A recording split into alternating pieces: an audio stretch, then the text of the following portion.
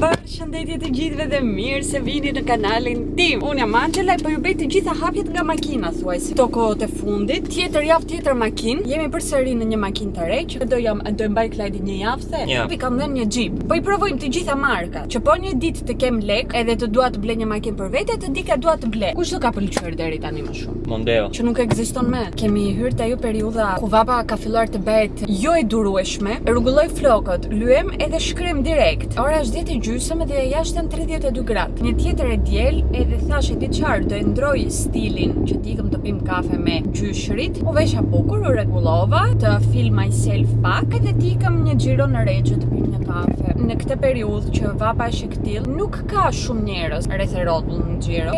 Ose shkojnë në plazh ose ri në shtëpi. Unë këtë ditë nuk feeling myself fare. Jam në një fazë ku hormonet e mia psojnë diçka të çuditshme. Jam te faza para ciklit. Sistemi nevrik nuk është fare në rregull. Djej ankth gjithë ditën. Nuk e di për çfarë, domethënë po më pyete për çfarë je stresuar që ta shohim ta rregullojmë ta sistemojmë. Nuk kam përgjigje të jap. Thjesht e di që atë ndjej. Unë që kam ngjarë shumë babi tim nga kjo ana, e babi kur ka ankthi del herpes, në mëngjes u zgjuam, çuam lushen te veterineri, sa dolëm nga veterineri u hyrëm në makinë, po deja buzën që diçka po më bente. E thash mos ja fut kot, po më del herpes. Edhe dini çfarë, më doli herpes. Skenderbeu. Klajdi po shef video të diasporës se djeja u bë protesta me diasporën që kishte erdhur. Që në mëngjes po më këndon Skënderbeu. Na erdhi kaq që nuk mund të ishim atje. Sot do jetë dita 22 protestës. Patjetër që protesta ka patur fitore këtë javë edhe me Parlamentin Evropian që na mbështeti. Lereni çfarë thotë Edi Rama. Edi Rama bën propagandën e vet. Thotë jo me këtë mitingun u nda çfarë është gënjeshtër nga çfarë është e vërtetë. Ndërkohë ai thotë vetëm gënjeshtra. Parlamenti mbështeti atë që po i themi edhe neve, qytetarët e tij, që ta anullojë atë ligjin për zonat e mbrojtura, edhe që të ndalojnë të gjithë punimet që kanë filluar në anë të vjos. Tani kush është puna? Parlamenti Evropian këtë ty nuk ta jep si ligj që të thotë ti do bësh kështu se e them unë këtë kështu. Ta jep si këshill dhe në bazë të çfarë ti do zgjedhësh, atë do marrësh mbrapa. Po jo dhe të aplikosh standardet e tyre, këshillat le të themi. Atëherën prisni të mbaje kamera në këtë pikë. Po thosh atëherën një më i konsiderueshëm për të hyrë te Europa. Po ti vendose të bësh çfarë të thotë koka jote, sepse në fundi si u thash, nuk është ligj. Ai barabartë është shteti jonë dhe ne mund të aplikojmë ligjet që ne duam. Por po ne zgjedhëm këtë, atëherë në Europë thotë di çfarë. Ti nuk dëgjon e fratello. Ben çfarë thot koka. Bashkimi Evropian është krijuar që të mblidhemi të gjithë bashkë të shkojmë dakord, edhe të kemi disa standarde që do ndiqen nga të gjithë supozohet. Po e pan që ti bën atë që të thot koka jote, se thua jo unë kështu do bëj, se unë jam burrë dhe kështu më pëlqen edhe kështu kam funksionuar kaq gjithë. Ora po ta bën bye bye, jo nuk kam faj bye bye. Bye bye. Prandaj kur kryeministri jon thotë që do jetë një oportunitet shumë e mirë të jap dorëheqje ditën që do ju fuste Bashkimi Evropian. E dini pse thotë këtë gjë? Sepse ai e di shumë mirë që nuk do na fus kur te Bashkimi Evropian. Plus një ditë mbas takimit te Parlamenti Evropian hapi një distë të ri me influencerat. Edhe kjo është strategji e vjetër sa njerëzimi, propagandeje, don të tërheq vëmendjen nga rezultatet e parlamentit. E thotë ti jap una një distë banal me të cilin do i ngrihet nervat masës edhe pastaj do merret me këtë gjë, sepse duhet ta dini që evolit shumë më tepër që ne të themi ç'a janë këto dise, pse merresh me këta edhe nuk ka lidhje dhe nuk bën kështu kryeministrat. Evolit shumë kjo se sa të rime dhe të kthjellojmë muhabetet edhe problemet reale. Kështu që ai bën sprinkle, propaganda, dise,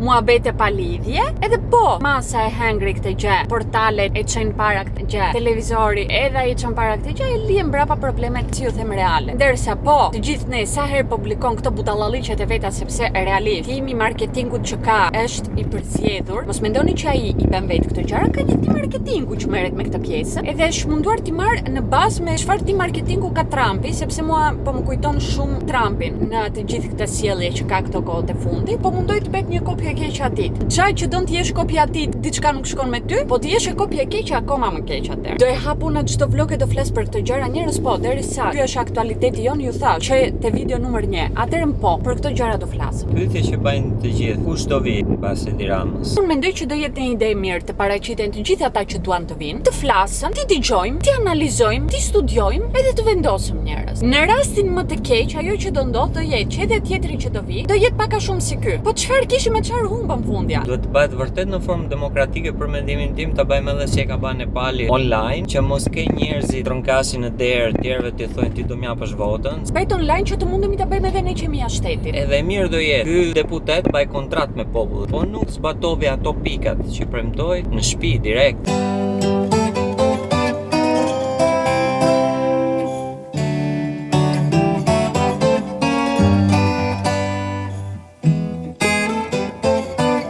të shikoni shtëpinë time, është mega rumuj. O Lulusja ime ti, o dritkë, o spiritus kocuni i bukur. Fustani im është nga se sot e hapa në mëngjes House of Sibi, më ka rritur ky edhe dy të tjerë, po ky ishte mendoj preferuari im, që më pëlqevi më shumë nga të gjithë. Të gjitha veshjet e House of Sibi në përgjithësi janë nga në kualiteti tjetër nivel. Ja vlen domethënë ti japësh 200 euro për një fustan. Okej, un jam e fat sepse mi dërgojnë, jam bashkëpunime, jam shumë mirënjohëse. Po një njeri do të blej një fustan të mirë për një okazion special, për një fejes, për një pagëzim. E di që jep 200 euro, po merr amend diçka realisht të mirë. Plus janë super feminin, ndihesh shumë mirë brenda në këto fustane. Yll. Çfarë mban erti me manta? Kemi Julia Hall. Ju tregoj pak çfarë mora kësaj radhe. E dini që keni e kod te Julia. Atëherë mora këtë, që është një byzyly, duket disi kështu. Është gold, është elegant. Edhe pse unë mundoj marr byzyly, që edhe në fund e dini çfarë bëj, nuk i mbaj, nuk i para përdor. I cili është maçi me këtë varsen. Që po keni parë Devil Wears Prada 2-shin, ishte varsja që mbante edhe protagonistja jon, e cila duket kështu. Edhe mund të bësh layering. Tani kjo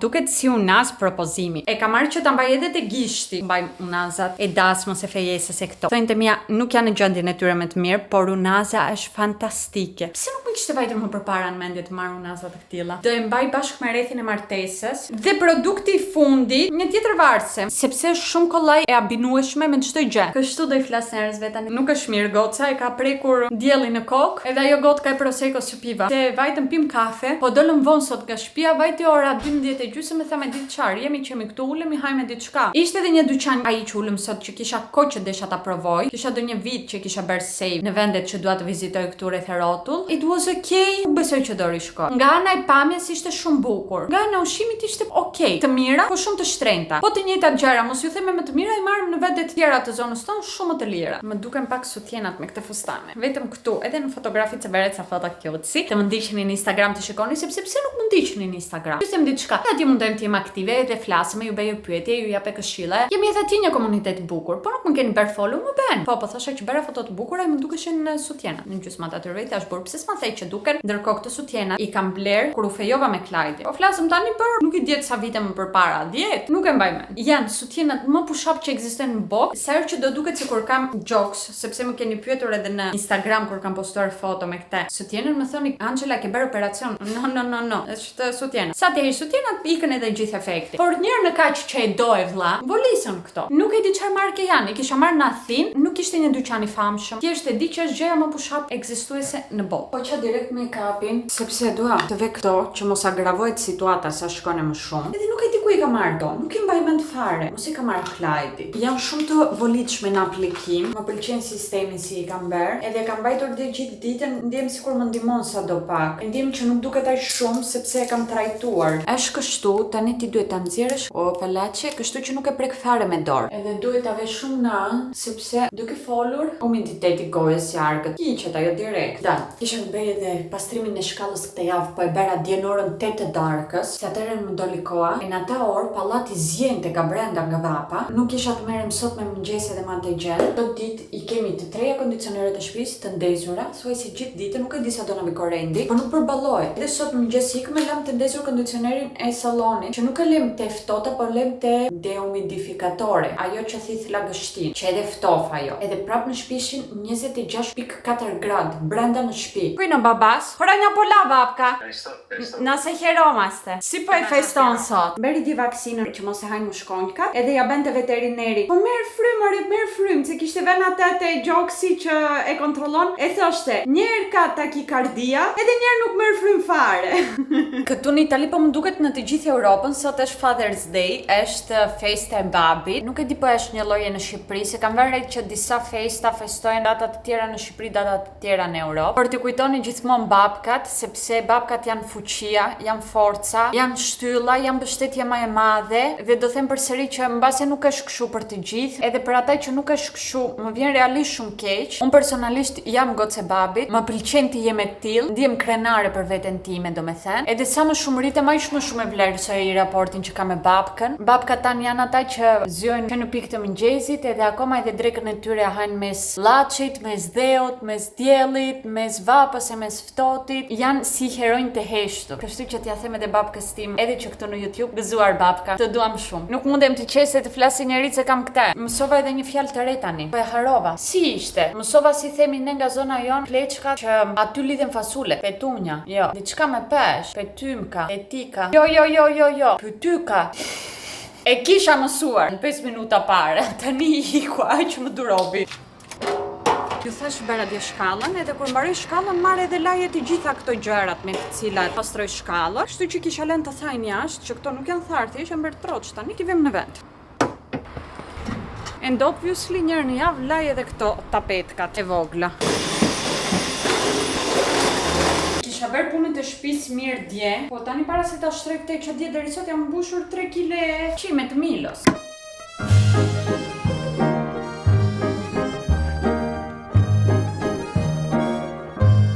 Mëngjes nga dita tjetër. Zgjova edhe Klajdi kishte ikur. Ai thash nuk e kam kuptuar fare. Kur e ka rënë zilja, kur u çua, kur u vesh, asgjë s'kam kuptuar. Djenë zora të vesh këtë bluzën, bëra gjë me kolinoz sot. Përdorëm 3 kile krem dielli, nuk duam të na dalën njolla edhe rudha në fytyrën tonë, edhe qafën. Kam parë një fotografi të një gruaje që përdorte krem dielli gjithë jetën e vet në fytyrë, jo në qafë, diferenca ishte tragjike. Duke qenë një tjetër njeri këtu, një tjetër njeri këtu. Edhe çfarë kam filluar të përdor edhe në qafë. Se vërtet është edhe unë vetëm te fytyra përdor. Jo se nuk e dija që duhet të përdorosh në qafë, po e neglizhoja. Haro, më ikën nga mendja. Që kur pasha të fotografinë sikur jam traumatizuar edhe nuk është e çkollaj të mikë nga mendja kjo skem. Lushi, eni ma me fare kompletino. Ilo. Më ngjelet gjithmonë, sado që unë mundojmë të mbledh gjithë ditën pak rumuj, salloni kuzhina, ditën tjetër që zëm në mëngjes, dje pivëm pak prosecco. Diçka shumë interesante është, një sekond sepse shuni im doli, edhe tani do snakun e vet mëngjesit. Me, bukuroshi. Statistikat thonë që Gen Z-ja është ajo që konsumon më pak alkool se çdo gjenerat tjetër. Ata që konsumojnë më shumë, akoma sot janë boomers, edhe në millennials ishim te konsumimi mjaft i lartë, e Gen Z ishin ata që nuk harxhonin lek fare thuajse në alkool. Thoshte Serçi që industria e alkoolit ka humbur diku te 800 milion apo miliard. Tani po ju jap gjys informacioni dhe nuk bëhet kështu muhabeti, por e kam haruar. Të tipit millennials ishin te 24.4 milion për shembull, le të themi që harxojnë, edhe Gen Z ishin te 2.6, një diferencë realisht shumë e madhe. Bravo i qoftë. Do bëjmë kafen e mëngjesit, edhe me që ka hyrë beharin, nuk pihet me kafja e ngrohtë, edhe pse kur e pi te bari jashtë domethënë të ngrohtë e pi. Por në shtëpi bëj freddo cappuccino time, edhe do ja u tregoj si të bëni kafen perfekte në shtëpi. Do filloj me kafen, do bëjmë 2 shot espressoje. Unë ve gjatë e gota sheqerin që dua, edhe te kjo kafe ftohtë e vërteta është që ve më shumë sheqer se sa do desha, ve edhe shurup, po, vanilja, sepse jep ata një diçka. Tani do ve kafen, do t'i shkri direkt. Na duhet e një këtill. Dhe tani trazojmë që të jemi të sigurt që do jetë shkrir sheqeri. Dhe tani do shtem akull. Përsëri trazim që të ftohet kafja. Marrëm një gotë bosh, përsëri akull. Dhe do e trazojmë këtë këtu, po nuk do e bëj para kamerës se do më mbjejnë të gjitha në tokë, ta bëj si për lavamani. Mund ta pini edhe kështu. Është freddo espresso, por mua laktoza më pëlqen nga momenti që kam gjetur te barista Alpro Soja, që nuk është shumë shlope, po është shumë soja, fasuleje. Pse jo? Shkumën tani në bar, bëjte programi ftohtë, jo te ai ngroti. Shtojmë edhe këtë. Edhe çfarë ju them, duhet ta provoni se s'bën. Nuk e di, po ka të bëj edhe kapsulat e Nespressos që janë realisht shumë të mira. Po më hajnë këto qelpsira, por më shkojnë atë kam fjalën. Kam bër akull në formë zemrës. I love it. I vura të lajta te jorganin e holl që kisha, sepse dje edhe me kondicioner barabart kisha vap edhe shtrova këtë çarçafin lino që bleva në të përdorura 10 euro yll. Do bëj pak këtë dritare nder këtu, sepse këtë të kuzhinës e prekëm me duar çdo ditë. Edhe është ajo që bëhet më kollaj pis nga të gjitha. Nuk duroj dot me ta shoh, dhe faktikisht sot kam bëj edhe hekur idealisht. Nuk e di po doja dal. Psikologjikisht, mendërisht, është puna me keqe që duhet bërë tani në behar. Plus Klajdi më vesh në punë këmisha çdo ditë. Edhe këmisha është ajo që do më shumë orë nga të gjitha që te kurose. Plus që jam gjaber ty të lajm për sot. E më vonë kam e palestër që kur të kthehem dori lajm. Njerëzit që në këtë periudhë nuk hyn të lajm kanë realisht probleme. Kush më han mua kastravecka? Na, se të bëjnë mirë, janë të freskëta. Edhe një tjetër. Bravo Xuni, mi bukur ti.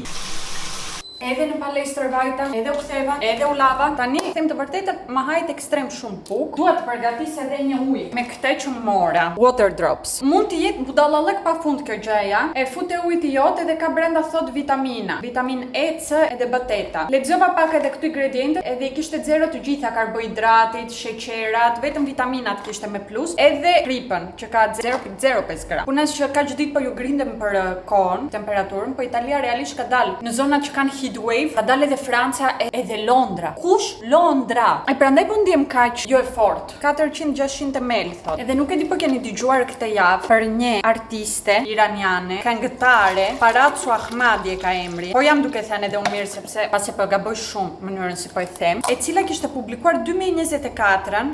Opa, ç'a ndodh? Shikoni si jam brenda. Merr vetëm një, kështu që tjerat janë të mbyllura, edhe hap si një ilaç. Ka shumë erë të mirë. E vëm këtu edhe tani kjo do shkrihet. E shikoni si po bëhet. Nëse që po thosha kishte publikuar një video në YouTube ku po këndonte. Bashkë me atë ishin edhe 8 persona të tjerë, më duket që të 8 ishin burra. Puna është që nuk kishte të vënë hijab. Kjo video që thoni bëhet mega virale, po problemi është që në Iran është e detyrueshme me ligj që ti të kesh të veshur hijab. Edhe janë shumë strikt me këtë pjesë e rregullave. Kështu që i dënuan në 72, nuk e di fjalën tani. Kamxhik, 72 kamxhik apo kamxhikime, nuk jam shumë e sigurt. Nuk mundet për 2 vjet të dalë nga Irani dhe nuk mundet për 2 vjet të punojë. Dënimet janë që ka publikuar gjëra imorale, edhe që po ofendon moralitetin të shtetit, plus që po violon rregullit të mbajturit hijabit. Tani unë jam një njeri, si ju kam thënë shpesh herë që nuk jam shumë e fes, por respektoj të gjitha fet. Në botë ekzistojnë pafund fe, nga 4000 deri në 10000 thonë statistikat fe të ndryshme. Patjetër që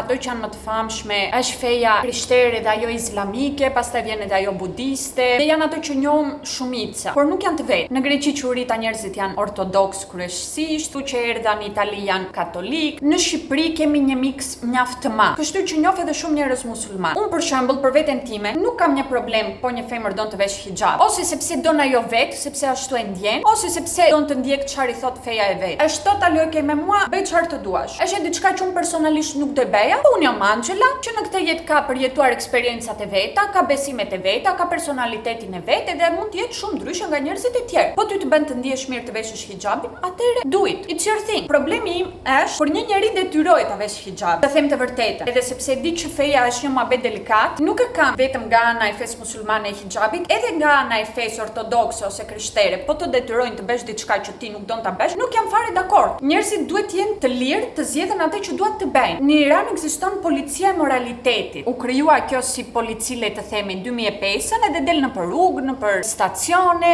në për vende publike, kontrollon e femrat e burrat, kryesisht për mënyrën se si vishe, edhe po zbatojnë rregullin e hijab. Para disa vjetësh përsëri në Iran, 2020 me 2022-shin, vdiq një gocë që kishte emrin Masha Amini, sepse kjo policia e moralitetit i tha që nuk e kishte vënë siç duhet hijabin, që nuk e di fiks çfarë do me thënë kjo, supozoj që mbase dukeshë një pjesë e flokëve këtu ose kishte dalë mbrapa. E mori me vete kjo policia dhe pastaj kjo goca vdiq atje ku e mbante policia. Që më shumë si diçka i bërë, çaritin ata pik të vdiste. Dhe më duket absurde që një njeri të humb jetën e vet për një ligj të këtill. Po ky njeri ishte një kriminal e kishte bërë diçka të keqe dhe ligji thoshte që ti do vihesh te karrigja elektrike, do humbësh jetën tënde, e kuptoj. Edhe pse karrigja elektrike nuk ekziston edhe nuk aplikohet në të gjitha shtetet e botës. Ekzistojnë pak shtete që aplikojnë akoma, më duket, këtë si ligj. Por sepse nuk e kish aplikuar korrekt hijabin, të humbësh jetën tënde, e kuptoni sa e rëndë situata. Edhe gjitha kjo ngre pyetje në lirinë e femrave në Iran. Edhe jo vetëm në Iran, sepse pastaj po të fillojmë të flasim për Afganistanin, situata përkeqësohet tepër, sepse në Afganistan femrat kanë humbur çdo të drejtë që kishin, nuk mund të flasën, nuk mund të këndojnë, nuk mund të studiojnë, nuk munden të kurojnë nga doktorët, nuk munden të punojnë, nuk mund të dalen në vende publike pa burin. Edhe këto janë disa gjëra alarmante që duhet të na kujtojnë të gjithëve, po kryesisht neve femrave, që të drejtat që kemi sot mundemi të mos i kemi nesër, sepse te Afganistani nuk ishte kështu situata. Femrat dhe kur ishin të lira, as nuk ishin si ligj të veshin hijab, mundeshin të studionin, mundeshin të punonin, kishin atë liri që kanë edhe femrat në Europë, le të them. Por u rrëzua shteti me forcë. Në këtë rast situatën e morën